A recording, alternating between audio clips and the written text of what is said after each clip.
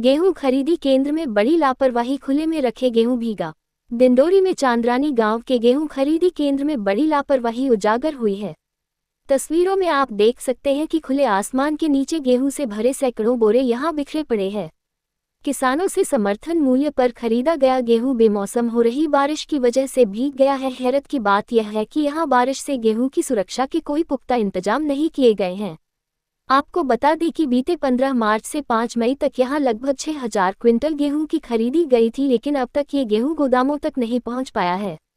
खुले आसमान के नीचे रखे गेहूं के बोरों का समय पर उठाव नहीं होने से हजारों बोरे पानी में भीगकर गीले हो गए हैं, जिससे गेहूं खराब होने की आशंका बताई जा रही है।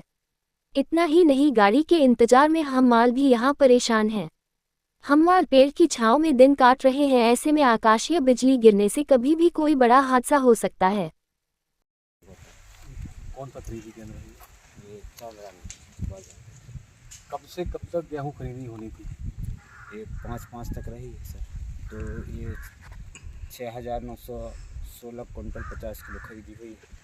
देखने में ये आ रहा है कि बारिश की वजह से बोरे गीले हो गए हैं। सर स्टेक लगवा है, लेकिन जो स्टेक के जो नीचे हिस्सा है वो गाना से बहाव के कारण थोड़ी सी लगातार एक हफ्ते से बारिश हो रही है। जी। तो वो ढांकने के भी इंतजाम जो है वो पर्याप्त नहीं है सर। पर्याप्त यहाँ ढका रहा है, अभी गाड़ी लोडिंग हुई है, इस वजह से यहाँ खोल के गाड़ी लोडिंग करवाई। इस तरफ ये ढका हुआ है। कब तक उठाव होना था इसका? उठाव तो हो जाना था अभी तक, लेकिन नहीं हो पाया। कल तक में हो जाएगा बोल रहे। क्यों नहीं हो पाया उठाव इसका? गाड़ी नहीं आया सर। क्यों नहीं हो पाई गाड़ी?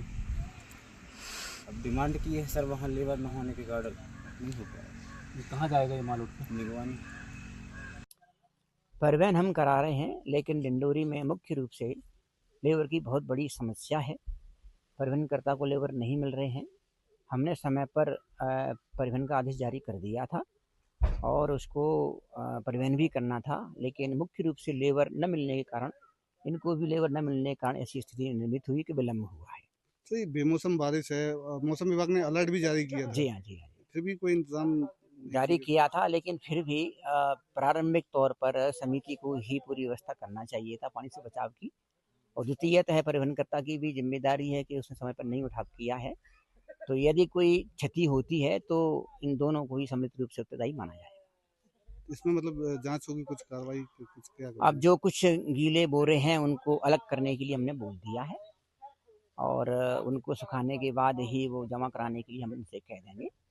और यदि कोई जहाँ क्षति होती है तो उसकी फिर हम जो है समिति स्तर पर ही मानी जाएगी प्रारंभिक तौर पर। तो आप खुद यहाँ खरीदी केंद्र पहुंचे सर, क्या देखा आपने, क्या पाया? देखा कि सभी बोरे स्टैक अच्छी तरह से पन्नी से लगे हुए हैं। बिल्कुल बढ़िया तरीके से इंतजाम किया है पानी से बचाव करने की दृष्टि से।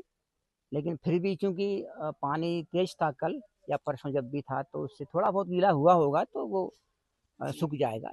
और मालूम पड़ा है कुछ थोड़ा बाताने तक ही आया, अंदर तक पानी नहीं बैठा हुआ है। गेहूँ सुरक्षित है? गेहूँ सुरक्षित है।